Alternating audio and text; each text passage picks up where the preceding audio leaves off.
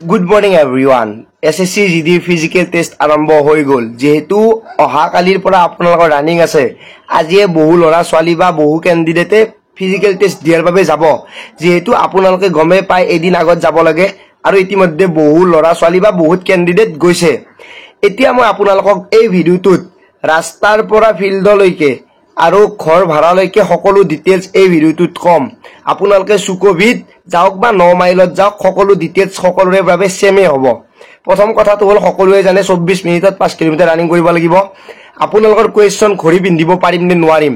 কিছুমান ষ্টাফে ঘড়ি পিন্ধিব দিয়ে কিছুমানে নিদিয়ে যদি আপোনালোকক এলাও কৰে তেতিয়াহে পিন্ধিব আৰু এলাও নকৰিলেতো নাই যদি এলাও কৰে তেতিয়াও আপোনালোকে বেছি টাইম ঘড়ি চাই নাথাকিব কাৰণ আপোনাৰ ঘড়ি চোৱা মানে টাইম লছ আৰু আপোনালোকে টাইম থকা বুলি ভাবি স্লো কৰি দিয়াৰ লগে লগে আপোনালোকে টাইমটো মেইনটেইন কৰিব নোৱাৰে ঘড়ি পিন্ধিব দিলে পিন্ধিব নিদিলে নাই কিন্তু পিন্ধিলেও বেছি সময় আপোনালোকে চাই নাথাকিব ফাৰ্স্ট কথা সেকেন্ড কথাটো হল কি 9 মাইল আৰু সুকোভিত আপোনালোকৰ যেহেতু দুটা ডিপাৰ্টমেন্ট বেলেগ এটা আসাম ৰাইফলছ এটা হৈছে আপোনালোকে সিআৰপিএফত আপোনালোকে হাইটটো কথা গমে পায় আৰু আসাম ৰাইফলছৰ হাইটটো অলপ কম গতিকে তাতে অলপমান আপোনালোকৰ বহুত লৰা ছোৱালী যেহেতু ডিজিটেল জুখিব সেইটো কাৰণে কোনো চিন্তা কৰিব নালাগে বহুতে খুদে যে আসাম ৰাইফলছত কিবা কৰি অলপমান মেইনটেইন হৈ যায় হেতু ময়ো কও কাৰণ বাৰে বাৰে যেতিয়া মই আসাম ৰাইফলছত পঢ়ো তেতিয়া হাইটটো কাৰণে তেওঁলোকক বেছি লাগি থাকে জানে অসমৰ হাইট এনো আসাম ৰাইফলছত কম লাগে ঠিক তেনেকে আপোনালোকে এনএক্সআৰ যিখিনি এসসি এসটি আছে লৈ যাব হাইট টেষ্টৰ বাবে আপোনালোকৰ হাইট সেমে ওলাব কাৰণ ডিজিটেল মিটাৰত জুখিব আৰু আপোনালোকৰ ৰানিংত আৰএফআইডি লগাই দিব যিখিনি আৰএফআইডি লগাব আপোনালোকৰ ভৰিত আৰু এতিয়া বহুতে খুদি আছে যে ৰাস্তাত দৌৰাব নে ফিল্ডত দৌৰাব ৰাস্তাত দৌৰোৱাৰ চান্স 90% আছে কাৰণ ৰাস্তাত আপোনালোকৰ দুটা টাইপৰ হ'ব পাৰে এটা ৰাউন্ড হ'ব পাৰে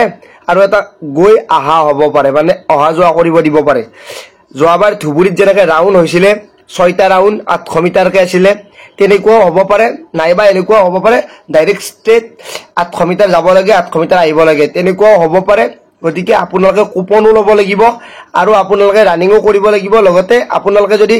8টা ৰাউন্ড হয় তেতিয়া 4বাৰ টাচ কৰিব লাগিব গতিকে আপোনালোকে 4টা কুপন ল'ব লাগিব তেনেকুৱাও হ'ব পাৰে এতিয়া ৰাউন্ড যিমানে নহওক আপোনালোকে 5 কিলোমিটাৰ দৌৰিব লাগিব পাস কৰাৰ বাবে ইয়াতে মেইন বস্তু হ'ব ধৈৰ্য যাৰ ধৈৰ্য আছে 5 কিলোমিটাৰ ৰানিং কৰিব পাৰিব যাৰ ধৈৰ্য নাই সি পাস কৰিব নোৱাৰে কাৰণ মাইন্ডসেটটো ইম্পৰ্টেন্ট আপোনালোকে বেছি চিন্তা নকৰিব লাহে খুস্তিৰে যাব কেৱল আপোনাৰ যেটো মেইনটেইন আছে হেইটো কমাই নিদিব বাকি আপোনাৰ মাইন্ডসেটটো পুৰা বনাই লব যে 5 কিলোমিটাৰ মানে 5 কিলোমিটাৰ যিমান যি নহওক ভূমিকম্প হওক ধুমুহা হওক ঢেৰকেনি হওক ডাজ নট মিটাৰ মই যাব লাগে মানে যাব লাগে আৰু মই কাকো চিনি নাপাও আৰু কাকো ফলো নকৰিব নিজৰ মেইনটেনেন্স নিজে ফলো কৰিব বাকি আপোনাৰ প্ৰেক্টিছৰ ওপৰত ডিপেন্ড কৰিব কোনোবা আগত দৌৰি আছে কোনোবা পিছত দৌৰি থকাৰ কথা ভাবিলো আপোনালোকে পিছ পৰি যাব আগত দৌৰি থকা মানুহক ফলো কৰিলো আপোনালোকে পিছ পৰি যাব আপোনাৰ মেইনটেনেন্স আপোনাৰ হাতত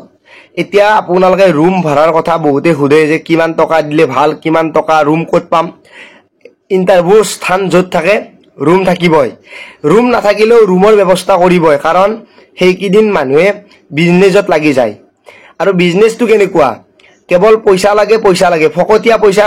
ৰাতিটো থাকিলে পইচা পাই যায় খোৱাৰ কাৰণে বেলেগ পইচা গতিকে ৰুমৰ ব্যৱস্থা বাথৰুমৰ কাষত হলো বনাই দিব গতিকে আপোনালোকে কাষত ৰুম পাবই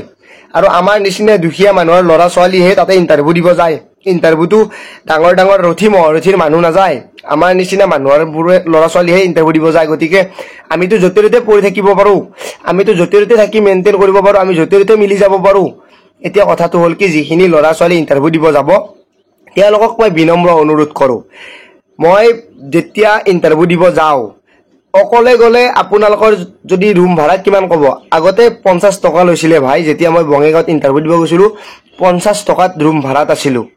এতিয়া গমে পাই 200 লাগে 300 লাগে 400 লাগে 500 লাগে বেলেগ কিমান ষ্টেণ্ডাৰ্ডত থাকিব আপোনাৰ হেতু নিজৰ কথা কিন্তু দুজন তিনিজন লৰা যোৱাতকে মানে অকলে যোৱাতকে 3-4 জন লৰা যাব কিন্তু 3-4 জনতকৈ বেছি গলো প্ৰবলেম কাৰণ কিছুমান ৰুমত 3-4 জনে ধৰে বা বিছনা এখনত 2 জন বা 3 জনে ধৰে গতিকে আপোনালোকে 3-4 জন গৈ মেইনটেইন কৰিব আৰু সকলোৱে অলপমান দাম দৰ খেলিব ডাইৰেক্টলি 200 কলে 200 দি নিদিব তেনেকুৱাকে ভ্যালুটো পাই যায় বহুতে ক'ব 200 টকানো কি পইচা 200 টকাও বহুত পইচা আমাৰ নিচিনা ল'ৰা ছোৱালীৰ বাবে গতিকে আপোনালোকে যেতিয়া ৰুম ভাড়া কৰিব তেতিয়া মালিকৰ ওচৰত আপোনালোক সকলো কেইটাই যেনেকৈ মই অলপমান দাম দৰ মাৰো যে দাদা আমিতো ষ্টুডেণ্ট হয় obviously আমি ষ্টুডেণ্ট আৰু আমাৰ ঘৰৰ অৱস্থাটো কোনেও নাজানে বেলেগে কি বুজিব কাৰণ আমি 400 টকা এটালৈ ইণ্টাৰভিউ দিব যাম